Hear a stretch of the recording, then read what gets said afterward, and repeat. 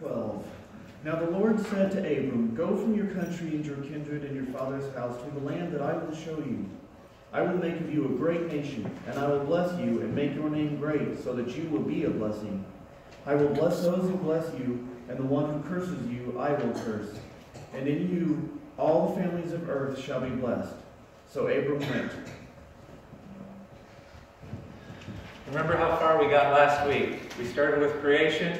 What was the last thing we talked about? Genesis 11, the Tower of Babel. Babel, yeah. So what we saw was God created people that the way that things were supposed to work was through the intimacy of walking with God and knowing God, that they were going to be blessed to be a blessing to the rest of the world.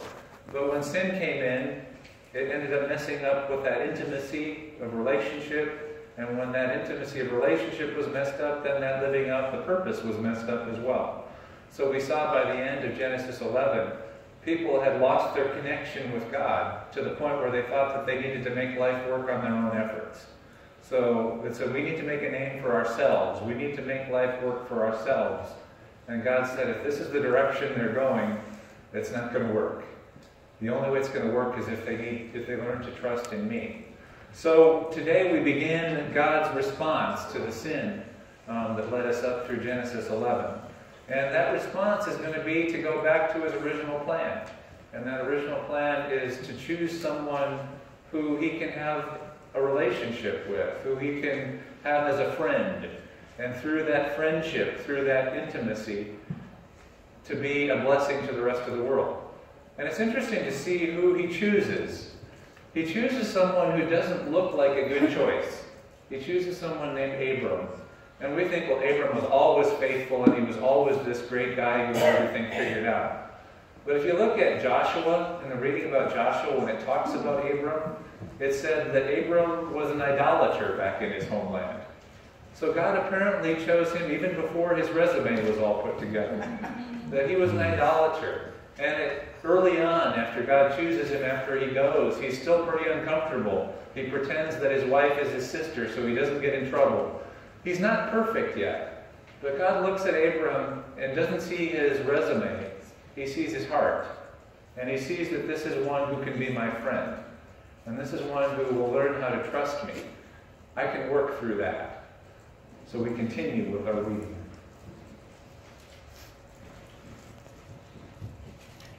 We move now to chapter 15 of Genesis. After these things, the word of the Lord came to Abram in a vision. "Do not be afraid, Abram. I am your shield. Your reward shall be very great."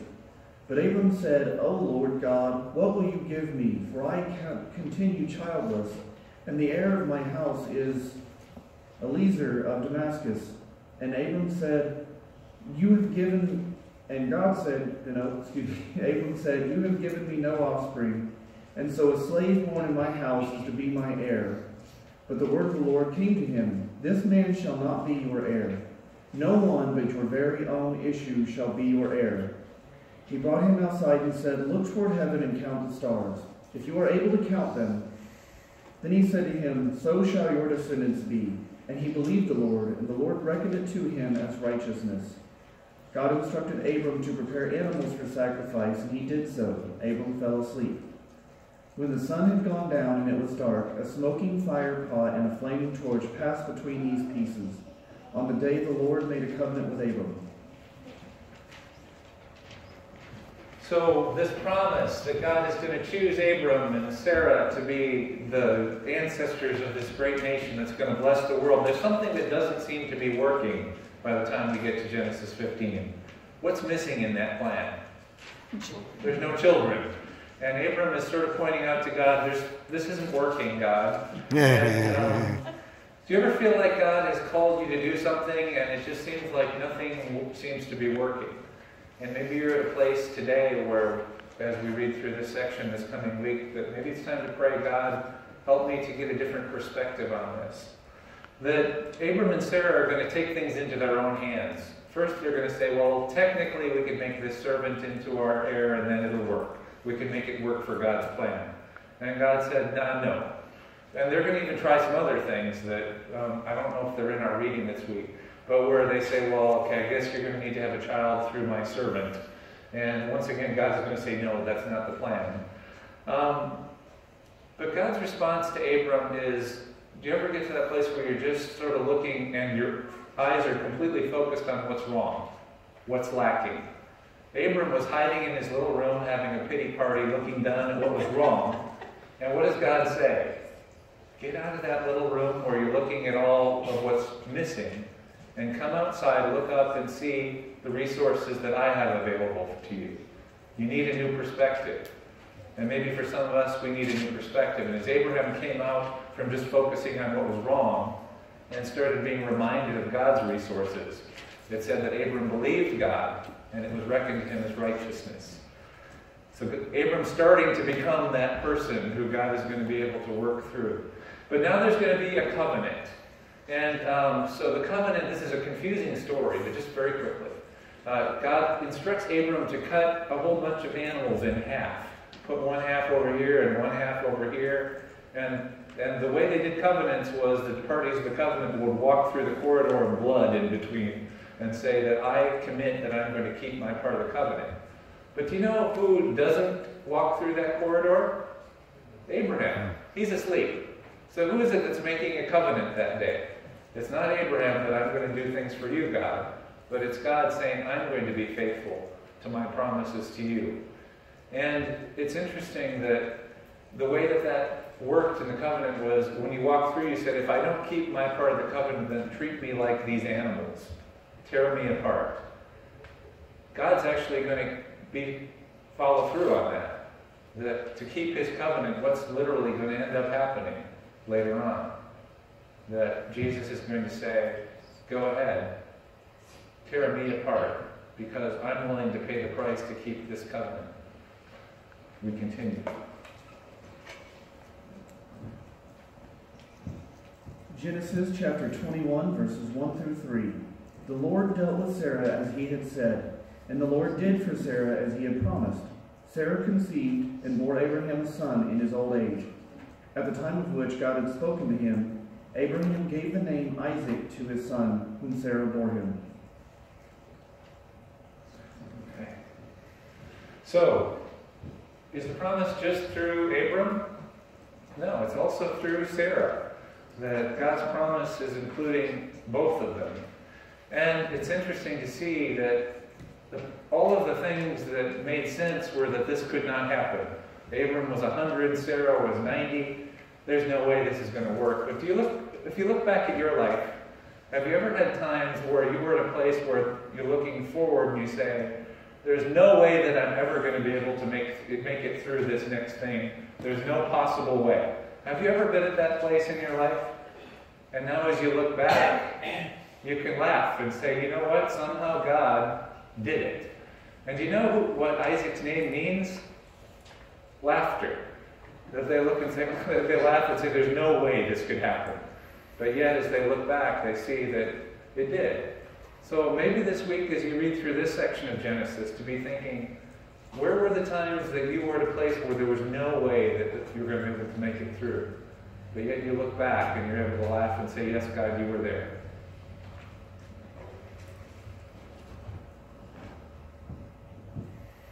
Genesis chapter 22. God tells Abraham to sacrifice Isaac, the child for whom he had waited so long. After these things, God tested Abraham. He said to him, Abraham, here I am. He said, take your son, your only son Isaac, whom you love, and go to the land of Moriah, and offer him there as a burnt offering on one of the mountains that I shall show you. When they came to the place that God had shown him, Abraham built an altar there and laid the wood in order. He bound his son Isaac and laid him on the altar on top of the wood. Then Abraham reached out his hand and took the knife to kill his son. But the angel of the Lord called to him from heaven and said, Abraham, Abraham. And he said, here I am. The angel said, do not lay your hand on the boy or do anything to him. For now I know that you fear God, since you have not withheld your son, your only son, from me. And Abraham looked up and saw a ram caught in a thicket by its horns. Abraham went and took the ram and offered it up as a burnt offering instead of his son.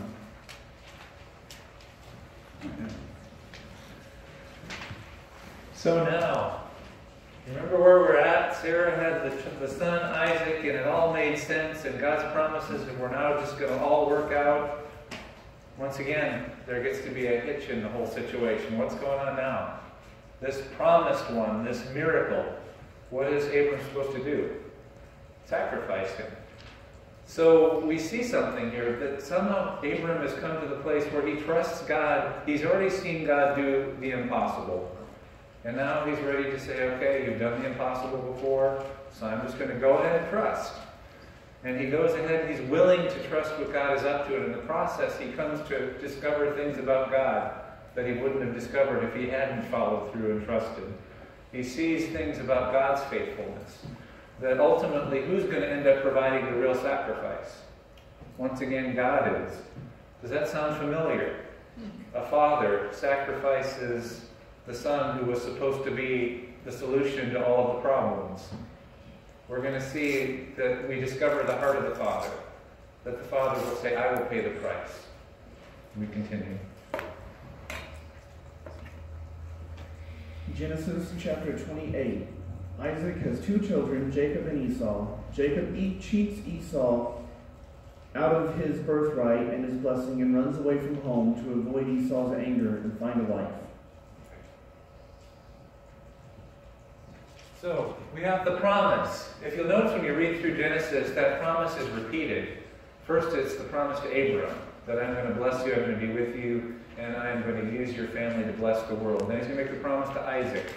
Isaac doesn't get as much time in Genesis, so I feel bad about him. Well, Abraham gets a lot, Jacob gets a lot. But now the same promise is going to come to Jacob. And that promise comes to Jacob at a time where he needs encouragement. He's messed up, he's created trouble in his family, and now he's running away. And it's as he runs away that God gets his attention and says, Jacob, I haven't forgotten about you. And Jacob has an encounter with God as he's going away from his brother Esau. And that encounter is the one that we often call Jacob's ladder. That Jacob has a vision where there's this ladder between heaven and earth, and the angels are ascending and descending upon this ladder. And as he has this vision, he hears this promise from God, that I will be with you. The same promise I gave to Abraham, I give to you. I haven't forgotten about you and your family. And it's interesting to see Jacob when he wakes up. Do you know what he calls that place? He calls it Bethel. And do you know what Bethel means? The house of God. He says, this is the house of God. This is where heaven and earth come together. And it's some history from that point on. That rock that he's sleeping on is going to become the foundation stone, which is going to be in the temple. And that temple is going to be where they say that's where heaven and earth comes together. That's the rock where Jacob fell asleep. So it's that location is where heaven and earth come together. But there's often these stories, in the Old Testament, there's a connection in the New Testament. And in the New Testament, Jesus is going to say something. He's going to say, you will see the heavens opened and the angels of God ascending and descending upon the Son of Man. What is he referring to? You know what? That rock in the Holy of Holies of the temple that's supposed to be the location where heaven and earth come together, that's not the only place where heaven and earth come together. Heaven and earth come together wherever I am. The angels of God are ascending and descending upon me. So do we need to go someplace to get access to God anymore? No. Jesus is our access. He's the place heaven and earth come together. So we continue our reading. Jacob left Beersheba and went toward Haran. He came to a certain place and stayed there for the night, because the sun had set. Taking one of the stones of the place, he put it under his head and lay down in that place. And he dreamed that there was a ladder set up on earth, the top of it reaching to heaven, and the angels of God were ascending and descending on it. And the Lord stood beside him and said, I am the Lord, the God of Abraham, your father, and the God of Isaac. The land on which you lie I will give to you and to your offspring, and your offspring shall be like the dust of the earth, and you shall spread abroad to the west and to the east and to the north and to the south. And all the families of the earth shall be blessed in you and in your offspring. Know that I am with you and will keep you wherever you go, and will bring you back to this land. For I will not leave you until I have done what I have promised you. Then Jacob woke from his sleep and said, "Surely the Lord is in this place, and I did not know it." I jumped ahead. I did my reflection before Jacob. But now that I'm having your attention, this is one of my typos. In the little italics, it says Isaac would marry Leah and Rachel. No, it's Jacob. So that's your typo. This is your fact check at this point. So we continue. Okay. So Jacob would marry Leah and Rachel, and with the Lord's help, great wealth while living in a distant land. Then he and his family would head home, where they would face Esau. Jacob was left alone, and a man wrestled with him until daybreak. When the man saw that he did not prevail against Jacob, he struck him on the hip socket, and Jacob's hip was put out of joint as he wrestled with him. Then he said, "Let me go, for the day is breaking." But Jacob said, "I will not let you go unless you bless me." So he said to him, "What is your name?" And he said, "Jacob." Then the man said, "You shall no longer be called Jacob, but Israel, for you have striven with God and with humans and have prevailed." Then Jacob asked him, "Please tell me your name." But he said, "Why is it that you ask my name?" And there he blessed him. So just a reminder that as we talk about these things today, that you're invited to read these passages in the week ahead and just ask God to say what he's trying to say to you through these passages. And on the back of the sheet where the readings are, there are day 1, day 2, day 3, day 4, day 5, if you want to be reading those through in the week ahead. But finally, we have these promises. God's going to restore his purposes through Abram, then Isaac, then Jacob. And once again, just as Abram wasn't necessarily the greatest character, but yet God saw what was inside of him, was Jacob the greatest character if God would have chosen someone based on their integrity and character? No, Jacob, his name meant trickster. He was someone who used his creativity to take advantage of people.